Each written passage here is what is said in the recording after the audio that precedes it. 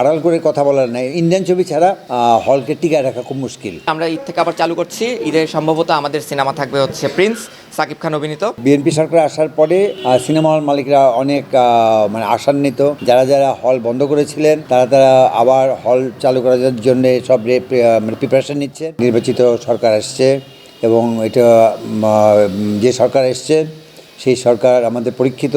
ওনাদের সময় আমরা হল চালিয়েছি, খুব ভালো চলেছে এবং আমি সেই আশা নিয়ে আবার ঈদে হলটা ওপেন করতে যাচ্ছি।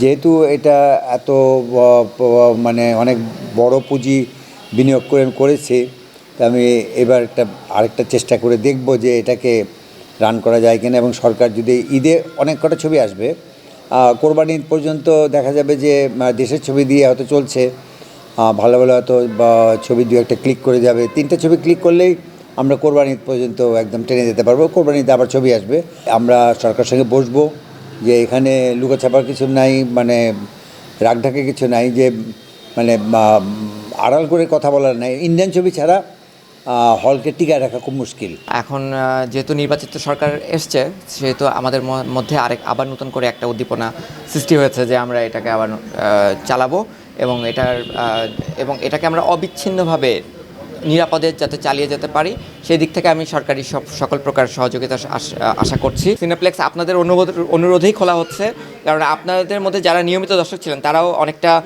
দুঃখিত হয়ে গেছিলেন যখন আমরা এটা বন্ধ করার ঘোষণা দিয়েছিলাম।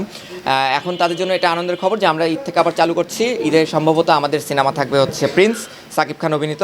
নতুন কিছু ধামাকাও নিয়ে আসছি, আমরা কিছু ফুডের নতুন সংযোজন করছি। আগের থেকে পানির সুব্যবস্থা আছে। তো সেক্ষেত্রে আমি বলবো যে আপনারা সকলে ঈদ থেকে আমাদের সিনেপ্লেক্সে আমন্ত্রিত। অন্যান্য জিনিস আমদানি হচ্ছে, তার পাশাপাশি যদি আমাদেরকে বছরে 5-6টা ভারতীয় ছবি আমদানি করতে দেয়, তাহলে আমরা মানে হলগুলোকে আবার পুনর্জাগৃত করতে পারবো, আরও হলের সংখ্যা বৃদ্ধি করতে পারবো। এই নিয়ে এই নতুন সরকারের কাছে আমরা বসে একটা আলোচনা করে নিয়ে আশা করি আমরা সিনেমা হলকে আবার এগিয়ে নিয়ে যেতে পারবো। এই আশা নিয়ে আমি ঈদে হল ওপেন করতে যাচ্ছি। যে বিএনপি সরকার আসার পরে সিনেমা হল মালিকরা অনেক মানে আশান্বিত। যারা যারা হল বন্ধ করেছিলেন তারা আবার হল চালু করার জন্য সব মানে প্রিপারেশন নিচ্ছে।